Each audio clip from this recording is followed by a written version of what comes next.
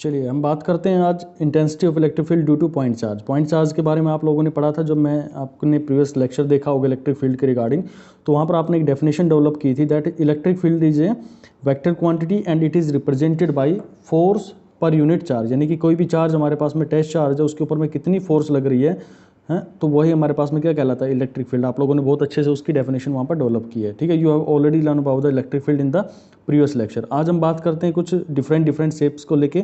तो electric field का क्या कैसे निकालेंगे, तो ये आप लोगों ने कुछ पॉइंट्स थे वो यहाँ पर देख लिए होंगे। ये गोल्डन की पॉइंट्स है वो बनाकर आप लोगों को दिए गए हैं।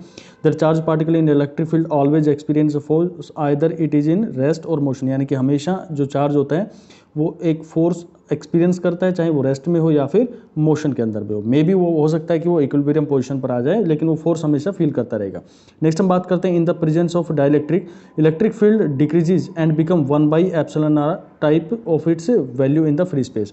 अगर मान लो हमारे पास में एक इलेक्ट्रिक फील्ड है ई, ओके, एक हमारे पास में इलेक्ट्रिक फील्ड ई निकल के आया है। अगर आपने कोई डाइलेक्ट्रिक मीडियम रख दिया इसके बीच में, दो हमारे पास में रोड्स हैं और आपने कोई डाइलेक्ट्रिक मीडियम यहाँ पर प्लेस कर दिया गया है, then the electric field will be reduce by epsilon R. What is epsilon R? That is permittivity of the medium. वहाँ पर उसकी परमिटिविटी का हम इसके अंदर में यूज़ करके चलते हैं, तो इससे हम डिवाइड कर देंगे तो इसको आप इजीली निकाल ले जाओगे। ठीक है भाई, एप्सिलॉन नॉट आप लोगों ने बहुत अच्छे से पढ़ा था। एक परमिएबिलिटी होती है और एक हमारे पास में परमिटिविटी होता है।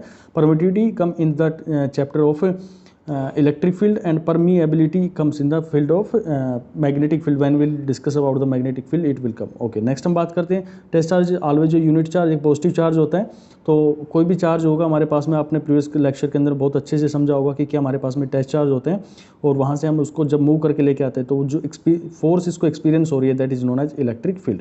ओके, अब देखते हैं कुछ हमारे शेप्स को लेके। तो शेप्स में सबसे पहले हमारे पास में आएगा due to discrete distribution of charge. यानी कि आपके पास में बहुत सारे चार्जेस रखे हुए हैं, एक Q1, Q2, Q3, Q4, Q5।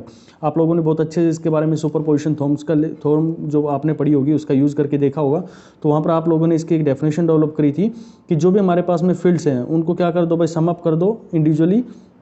पहले हम इस पॉइंट किसी भी एक पर्टिकुलर पॉइंट पर हम निकालना चाहते हैं, मान लो P पॉइंट पर मुझे निकालना है या किसी भी एक चार्ज के ऊपर में निकालना है, तो मैं P पॉइंट पर निकलने वाले जितने भी फोर्स लग रही होंगे इसके ऊपर में, यहाँ से इस चार्ज से Q2, Q1 जितने भी चार्जेज है, all charges applying a force on the charge placed at P, तो वहाँ पे निकालने का electric field that will be equal to electric field by E1, electric field by E2, electric field by E2 E3, electric field by E3 and E4 so on. ठीक है, तो आप सम उनका क्या कर सकते हैं, सम अप कर सकते हैं। तो net field on the whole distribution of charge will become EP summation. ये समेशन होता है हमारे पास में EI लिखा है कि I की वैल्यू आप 1 रखो 2 रखो, तो वो पर्टिकुलर उस चार्ज के बारे में आपको गिवन जो भी इलेक्ट्रिक फील्ड होगा वो यहाँ पर प्रोवाइड कर देगा। नेक्स्ट हम बात करते हैं कंटिन्यूस डिस्ट्रीब्यूशन ऑफ चार्जेस। ये बहुत इंपॉर्टेंट है आपके एग्जाम के लिए। These are very important topics for your exam point of view. Continuous distribution of charge, तो हमारे पास में देखो 3-4 तरह की शेप्स आएंगी। मैं थोड़ा सा आप लोगों को इसके साथ में डिस्कस करना चाहूँगा, ये बहुत इंपॉर्टेंट चीज़ है तो ये स्किप नहीं होना चाहिए आप लोगों का। देखो हमारे पास में 2 तरह की चीज़ होंगी। एक मान लो मेरे पास में एक बिल्कुल स्ट्रेट लाइन है, ठीक है, एक स्ट्रेट लाइन है। दूसरा मैं कहूँ कि एक मेरे पास में एरिया है, और थर्ड मैं कहूँ कि मेरे पास में कोई वॉल्यूम रखने वाली चीज़ है। यानी कि कोई वॉल्यूम है, मान लो एक कंटेनर आपके पास में गिलास है जिसके अंदर में हम कुछ चीज़ डाल सकते हैं। ये मेरे पास में पेपर है जिस पर मैं लिख सकता हूँ means this is a surface, this is a glass in which we can put down some quantity, और इसके अंदर में ये वॉल्यूम कैरी करता है, और ये मेरे पास में लाइन है। ठीक है, ध्यान से सुनना भाई इस चीज़ को जो भी बताने जा रहा हूँ मैं। यहाँ पर मेरे पास में इसके ऊपर में चार्जेस रखा हुआ है। मान लो ये रोड है, ये चार्ज रोड है, इसके ऊपर में चार्ज का डिस्ट्रीब्यूशन इस तरह से रहेगा। ये मेरे पास में एक स्फीयर है, ठीक है, स्फीयर नहीं, मैं एक यहाँ इस सरफेस की बात कर रहा हूँ जो सरफेस एरिया रखता है अपने पास में, तो इसके ऊपर में चार्ज है और पूरी बॉडी के ऊपर में चार्ज है। उसी तरह से मेरे पास में ये एक कंटेनर है जो कि वॉल्यूम कैरी करता है और इसके ऊपर में भी चार्ज है। यानी कि थ्रू आउट इसके ऊपर में क्या है, अंदर भी चार्ज है और बाहर भी इसके अंदर में चार्जेस है। ठीक है, अब क्या करना आप लोगों को, आप ये तो बोल नहीं सकते कि भाई एक जगह पे इसका पूरा बंच है। पॉइंट चार्ज में तो आप बोल सकते हैं, you can easily say that point charge having some charges value that is, मान लो ये हमारे पास में 1 माइक्रो कूलम है, तो आप इजीली इसको बता सकते हैं। लेकिन हमारे पास में इलेक्ट्रोड आ गई, यानी कि अब ये मेरे पास में एक वायर आ गया जो कि बहुत ज़्यादा लेंथ का हो गया। तो इस चीज़ को हम रिप्रेजेंट करने के लिए कुछ स्पेशल क्वांटिटीज़ का यूज़ करते हैं and that are known as per unit length हम उसको डिफाइन करेंगे, या फिर पर यूनिट एरिया डिफाइन करेंगे, या फिर पर यूनिट वॉल्यूम उसको डिफाइन करने की कोशिश करेंगे। We usually try to represent the charges in these 3 distribution by some symbols. For length we represent lambda, ठीक है। लैम्बडा क्या होता है हमारे पास में, चार्ज पर यूनिट लेंथ। लेट सपोज मेरे पास में ये 10 मीटर की रोड है, 10 मीटर की रोड है, this is a 10 metre length rod, और आप इसके अंदर में 1 मीटर के अंदर में, 1 मीटर के अंदर में ये निकाल लो कि भाई कितने चार्जेस हैं। मान लो 10 मीटर था, टोटल कितने थे, 1 2 3 4 5 6, ठीक है। मैं इसको 6 मीटर रोड मान के चल लेता हूँ, 6 मीटर रोड में यहाँ पर इसको मान के चल लेता हूँ। तो आपने ये फाइंड कर लिया भाई मेरे पास में कि 1 मीटर के अंदर में मेरे पास में कितने हैं, 2 हैं। We have 2 electrons, 2 charge particles in 1 metre length. Then what will be number of charges in 6 metre. तो आपको क्या करना है, 1 मीटर में आपको मिला भाई 6, एक मीटर के अंदर में आपको 2 मिला, तो 6 के अंदर में कितना मिलेगा, 6 × 2। तो टोटल आपके पास में कितने चार्जेज होंगे, टोटल आपके अगर 6 मीटर की लेंथ है तो वहाँ पर कितने अवेलेबल होंगे भाई, आपके पास में 12 इसके ऊपर में चार्जेज रिप्रेजेंटेड होंगे। ठीक है, तो मैं यहाँ पर पूरे को रिप्रेजेंट नहीं करते, हम सिर्फ एक पर्टिकुलर एरिया ले लेते हैं। फिर आप चाहे कितनी भी इलेक्ट्रॉन को जो आपके पास में वायर है उसको मूव करवाओ, कितना भी उसको लेंथी कर लो, आप उसको इजीली कर सकते हैं calculate by multiplying the values. ठीक है, तो वही चीज़ यहाँ पर रिप्रेजेंट करेंगे। इन the case of a wire we usually represent the charges by using a symbol that is known as lambda. ठीक है, if you know the lambda, that is charge per unit length, that you can calculate easily from this per unit length. If you want to calculate the whole length charge distribution, then you have to multiply this value lambda with the length of this wire. Okay, तो ये आप लोगों ने यहाँ से find कर लिया भाई इसके। अब मैं सरफेस चार्ज की बात करूँ, मीन से surface having charges plus plus plus plus, आप हर जगह पे उसके ऊपर में चार्जेस है, तो आप क्या करेंगे इसके ऊपर में, you have to define a another symbol for this and that is known as sigma. What is this, sigma. यहाँ पर इसको सिग्मा से रिप्रेजेंट करते हैं। तो ये सिग्मा क्या बताएगा, मान लो मैं इस पर्टिकुलर एरिया का इतना एरिया कवर कर लेता हूँ, ये मैं एरिया यहाँ से इतना एरिया मैं इसको कंसिडरेशन में ले लेता हूँ भाई। तो ये मेरे पास में मान लिया कि ये 1 मीटर स्क्वायर एरिया है। जब एरिया की जो हमारे पास में मीटर स्क्वायर यूनिट होती है तो हम कहते हैं कि ये पूरा इसका जो एरिया है वो 1 मीटर स्क्वायर है। तो इसके अंदर में जो चार्जेस रहेंगे उसकी वैल्यू आप लोगों ने दे दी सिग्मा, यानी कि आप ये एक पर्टिकुलर वैल्यू दे दिया। और अगर आपको पूरे का निकालना है तो क्या करोगे, इस सिग्मा से इस पूरे का जो सरफेस एरिया आएगा उसको मल्टीप्लाई कर देते हैं। नहीं आया समझ, कोई दिक्कत नहीं, दोबारा से समझा देता हूँ भाई। ये आपके पास में क्या हुआ, एक सर्किल हो गया। ठीक है, इसका मेरे को ये बताओ कि जो हम इसका सरफेस एरिया जब निकालते हैं इसके अंदर में, तो मान लो इसका मैं कहूँ कि ये इतने एरिया के अंदर में इतना इसका जो एरिया आएगा that is pi R square. इस सर्किल का पूरा सरफेस अगर इसको कंसिडरेशन में ले लें हम, तो यहाँ पर इसके ऊपर में पूरे पे कितना है, पाई आर स्क्वायर चार्ज होगा। ठीक है, पाई आर स्क्वायर इसका सरफेस एरिया होगा। अगर मैं आपको ये कह दूं कि भाई मेरे पास में इस पर्टिकुलर एरिया में, यानी कि यूनिट एरिया के अंदर में जो चार्ज डिस्ट्रीब्यूशन है that is given by sigma, तो आप मेरे को बताओ कि टोटल इसमें कितना रहेगा। तो आपको क्या करना है, इतने एरिया का आपको पता है, आप पूरे का नहीं निकाल सकते। You can easily solve for the whole surface that will be given to sigma per unit charge and pi R square. तो आप इजीली इसको निकाल ले जाओगे भाई।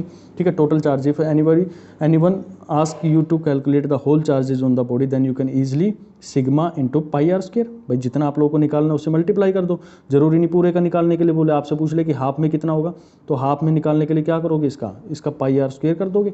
ठीक है, इसका पाई आर स्क्वायर करके और इससे सिग्मा से मल्टीप्लाई कर दोगे, यानी कि जितने भी एरिया का आपसे पूछा जाएगा उससे क्या कर दोगे, आप सिग्मा से मल्टीप्लिकेशन कर दोगे। Okay, so for to calculate the surface area charges you must have to multiply the sigma, that is surface charge constant, that is known as charge per unit area, with the particular given areas for which you have to calculate the number of charge particles और charge distribution। जहाँ तक आपको find करना है वहाँ तक उसको multiply कर दो विद दिस सिग्मा। चलिए, बहुत अच्छी चीज़ आप लोगों ने यहाँ पे समझी। अब एक और बात कर लेते हैं कि अगर मान लो मेरे पास में वॉल्यूम हो, कोई वॉल्यूम कंसिडरेशन में ले लो, एक मेरे पास में मान लो स्फीयर ले लिया, तो वहाँ पे कैसे कैलकुलेट करोगे आप।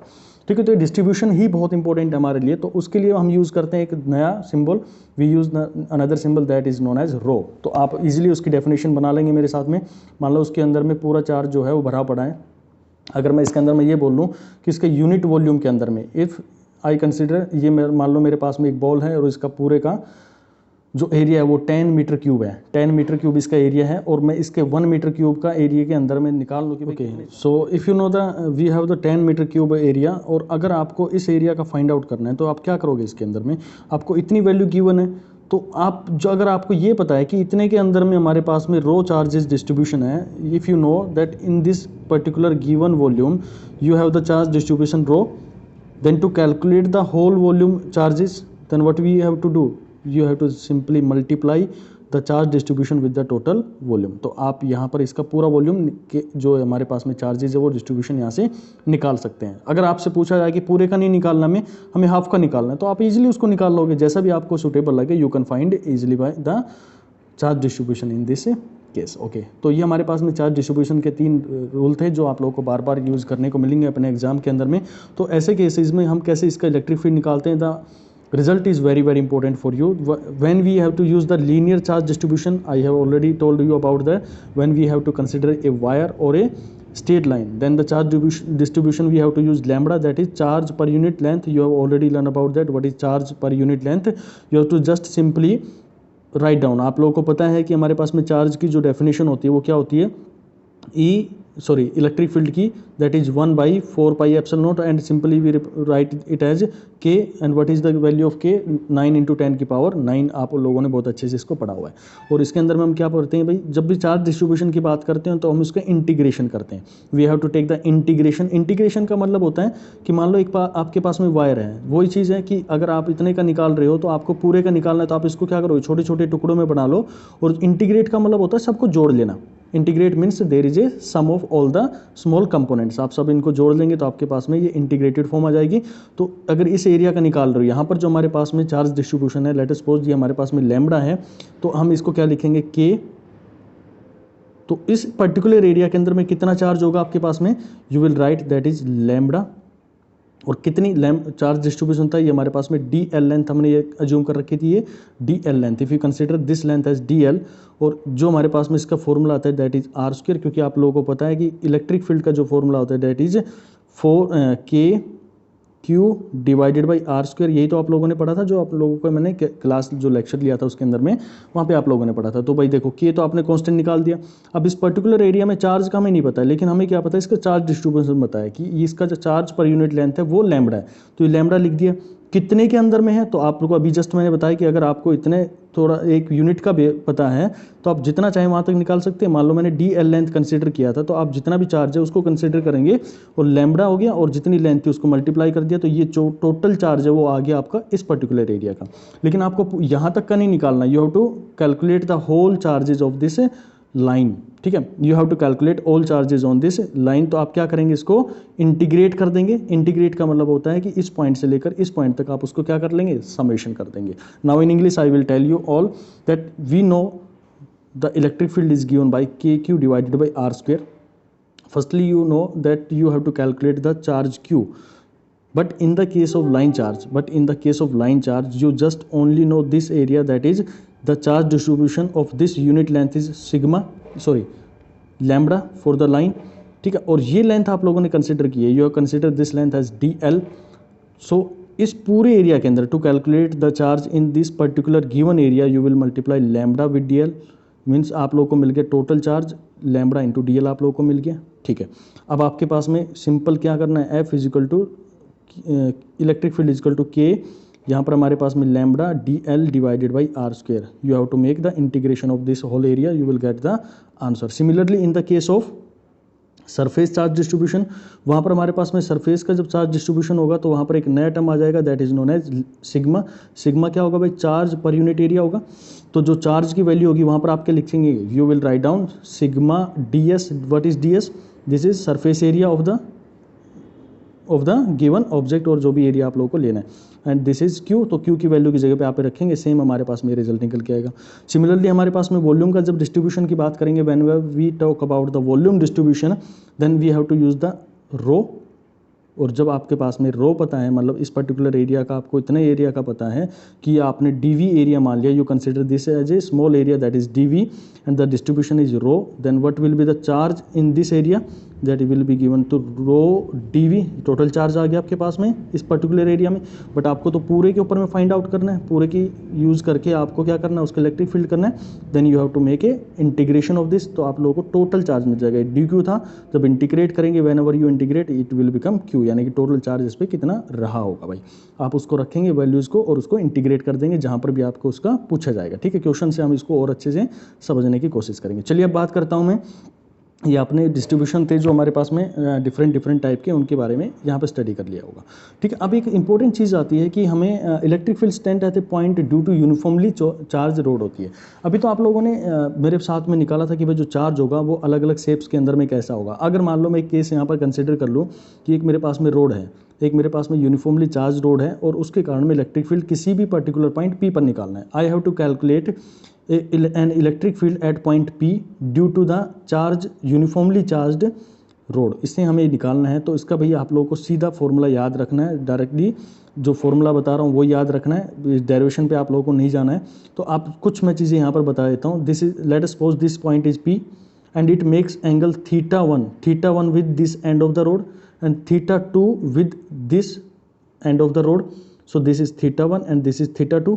और जो हमारे पास में separation, the separation between the road and P जो हमारे पास में पॉइंट है is R and the length of the road is L। आप लोगों को ये चीज़ें बिल्कुल यहाँ पर ध्यान रख लेनी है, जो चीज़ मैंने आप लोगों को बताई है कि कौन सा थीटा 1 है, कौन सा थीटा 2 है and what is the length of the road और कौन सा आ रहा है। ठीक है, तो आप इसके बाद में ये पूरी थ्योरी है भैया, आप लोग इसको देखना चाहें तो देख सकते हैं, लेकिन आप लोग को सीधा इसका जो इलेक्ट्रिक फील्ड निकल के आएगा कुछ इस डायरेक्शन में आएगा। यहाँ पर आपको कोई एक चार्ज कंसिडरेशन में ले लेना है, this you have to calculate this as dx और फिर उसी के अक्रॉस हम पूरा इसका इंटीग्रेशन करते हैं।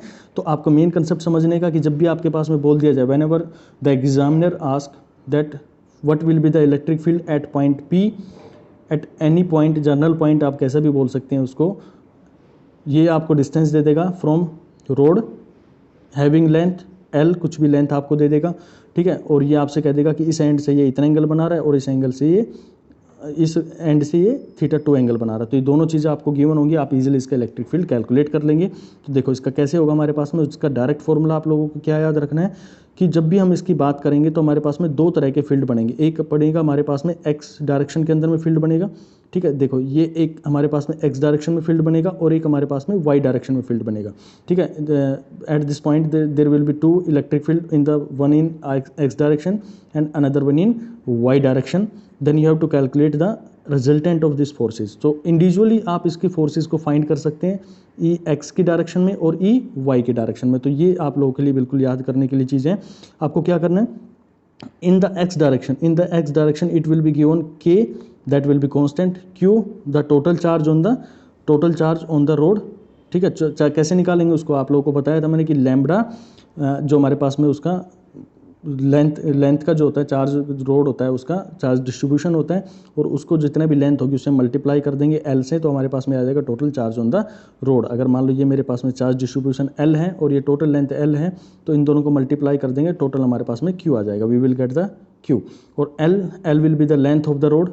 ठीक है, R हमारे पास में क्या था, मैंने आप लोगों को बताया था कि R जो हमारे पास में the distance between P point and the road, ये आप लोगों के पास में थी, दिस विल बी R। ठीक है, फिर हमारे पास में कोस थीटा 2, ये कोस थीटा 2 और ये हमारे पास में कोस थीटा 1 एंगल बन रहा था। Cos theta angle will be at this and and theta 2 along with this end of the road. तो थीटा 2 माइनस में कोस थीटा 1, ये सब चीज़ें आपके एग्जाम के अंदर में, क्वेश्चन के अंदर में गिवन रहेंगी। नेक्स्ट हम बात करते हैं ई वाई के अंदर में। तो पहली टर्म एज इट इज़ रहेगी K Q divided by L R. ये रिजल्ट आपको याद रखने में बहुत इंपॉर्टेंट रिजल्ट है, this are very very important results. ठीक है, K Q divided by L1 LR and then sine theta 1 minus में साइन थीटा 2। दोनों रिजल्ट आप लोगों को ध्यान रखना। Be cautious about that, here we use cos theta 2 and here we use cos theta 1। ध्यान से रखना इसको कि यहाँ पर हम पहले कोस थीटा 2 यूज़ करते हैं और यहाँ पर हम कोस थीटा 1 यूज़ करके चलते हैं। ठीक है भाई, ये आप लोगों को समझ में आ जाना चाहिए कि जब भी किसी जनरलाइज पॉइंट के बारे में बात करते हैं, कोई रोड की यूनिफॉर्मली चार्ज रोड होती है, उससे जो इलेक्ट्रिक फील्ड जनरेट होगा किसी भी पॉइंट के ऊपर में, चाहे वो यहाँ पर पूछे चाहे किसी भी पॉइंट पर पूछे, तो आप उसको इजीली निकाल लोगे भाई। ठीक है, चलिए नेक्स्ट क्वेश्चन को देखते हैं। Okay, now let us move to the next question, that is electric field due to uniformly charge ring. Very very important. अगर हम इसके केस 1 की बात करें, एट इट्स सेंटर, हम इसके सेंटर की बात करें तो मुझे यहाँ पर इलेक्ट्रिक फील्ड निकालना है। तो भाई मेरे पास में एक यूनिफॉर्मली चार्ज रिंग है, तो इसका मैं ये मान लूँ कि ये पूरा पे चार्ज होगा इसके ऊपर में, whole the ring have some charges and there will be a distribution on the charge of the charges on this ring।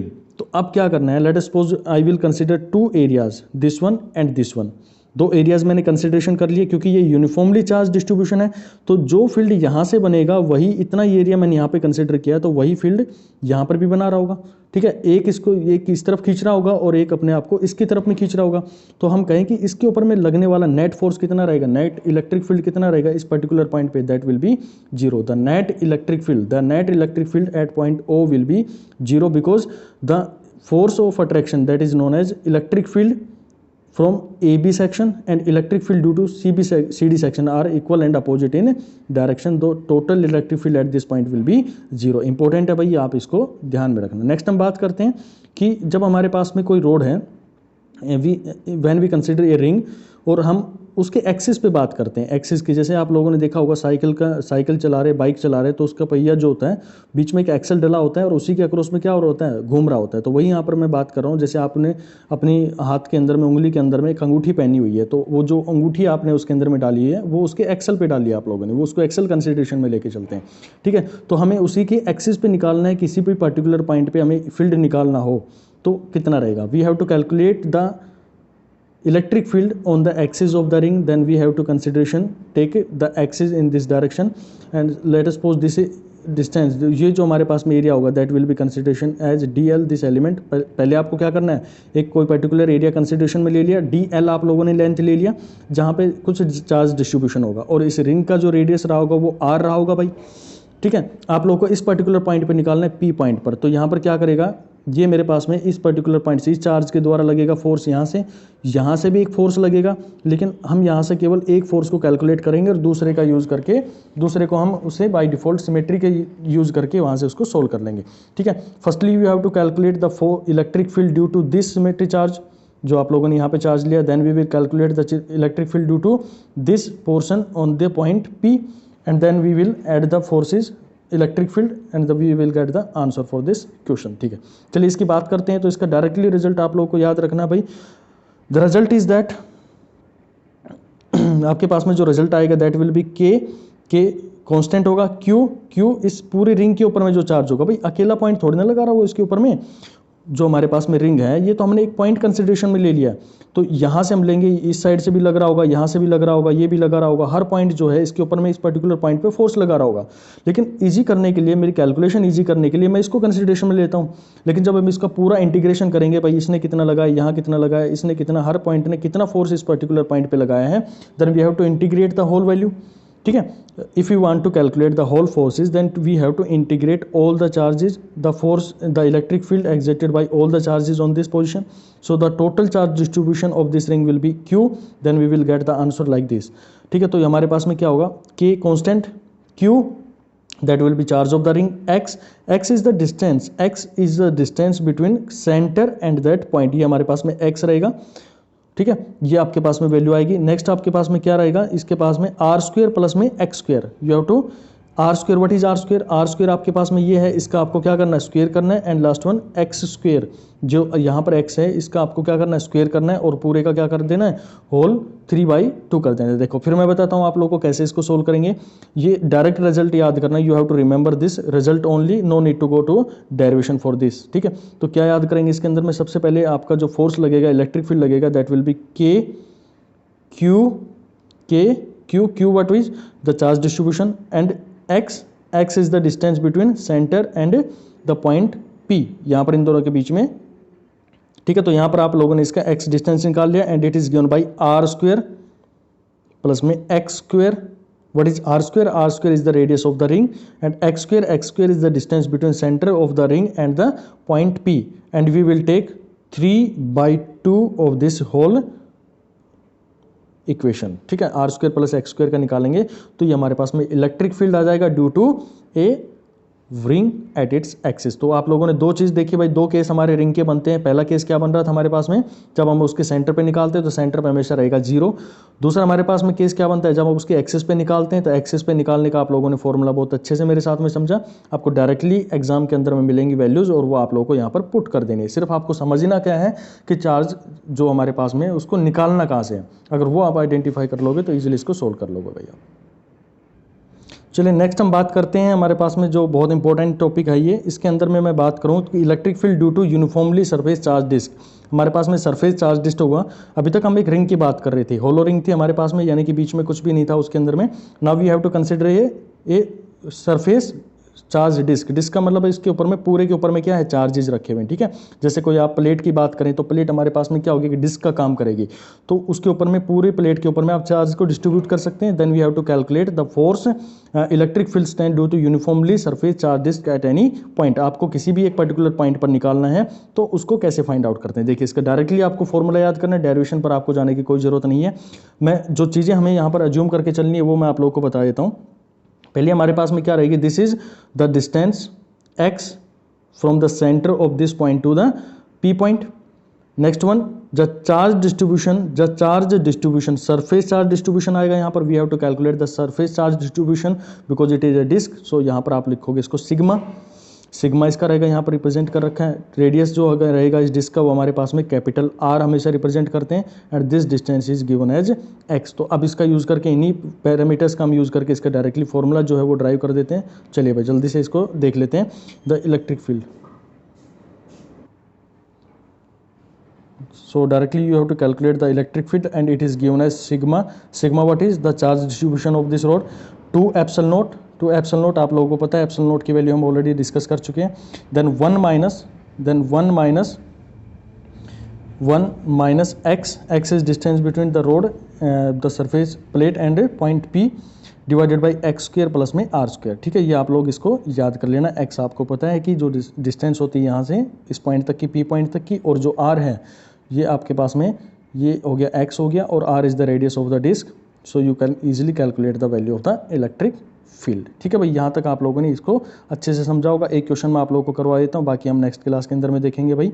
देखो एक क्वेश्चन गिवन है, calculate the electric field at origin due to infinite number of charges as on in the figure. यहाँ पर मेरे पास में figure given है, उस पर मुझे चार्जेस को फाइंड आउट करना है, ठीक है। सभी के कारण में चार्जेस पे जो लगने वाली है, क्यू जो है वो भी एक फोर्स लगाएगा, क्यू ये एट पोजीशन 2 है वो भी फोर्स लगाएगा, और क्यू एट पोजीशन 4 है वो भी इसके ऊपर में जो चार्ज लगाए। तो आप लोगों को फॉर्मूला पता है फोर्स का, जब भी कोई चार्ज है हमारे पास में तो उसका पॉइंट चार्ज है तो फॉर्मूला होता है हमारे पास में, that is k Q divided by are square. ये फॉर्मूला आप सबको पता है। के क्यू हमारे पास में कांस्टेंट रहेगा, K Q will be remain constant, so we will take it out from the equation. So K Q divided 1/1 due to this charge, 1/4 because the numerator is r square form is, ठीक है। तो 1/4 plus में 1/16 because of this charge at position 4 and so on. जो आपके पास में जब इसको सोल्व करेंगे, यू ऑलरेडी नो, जब भी इस तरह की हमारे पास में आती है तो इनफाइनाइट तक चलती हैं, तो आप कैसे उसको सोल्व करते हैं। First term a 1 minus r से हम इसको रिप्रेजेंट कर दें। R is the ratio of the first and second, जब इसको और इसका जो हमारे पास में रेशियो होता है वो हमारे पास में आर से हम उसको रिप्रेजेंट कर देते हैं। जब इसका सॉल्यूशन आप निकाल के लेके आएंगे तो हमारे पास में 4 के क्यू डिवाइडेड बाई 3 रहेगा। नेक्स्ट हम बात करते हैं दूसरे चार्जेस, दूसरे क्वेश्चन के अंदर में दे रखा है, एक पॉजिटिव चार्ज है, फिर नेगेटिव चार्ज है, positive charge and negative charge, so on. तो आप जब इसको सोल्व करेंगे, एक टर्म हमारे पास में 1/1 आएगी, नेक्स्ट 1/4, नेक्स्ट हमारे पास में 1/16। जब इसको सोल्व करेंगे द आंसर विल बिकम 4 के क्यू डिवाइडेड बाई 5। आप इसको सोल्व करके देखना भाई, इस फॉर्मूले का यूज़ करके आप इसको करके देखोगे तब वो थोड़ा सा और ईजी हो जाएगा। ये सिर्फ फॉर्मूला इसके अंदर में पुट करना है, ठीक है। पुट करेंगे आपको आंसर मिल जाएगा। चलिए मिलते हैं नेक्स्ट क्लास के अंदर में, कुछ जो क्वेश्चंस बचे होंगे वहाँ पर डिस्कस करेंगे पोटेंशियल को लेके, और एक हमारे पास में गोस्ट लॉ होगा वो हम पढ़ेंगे। उसके बाद में हम इस चैप्टर को खत्म करेंगे और हम फिर मॉडर्न फिजिक्स की तरफ में मूव करेंगे। So thank you so much for watching.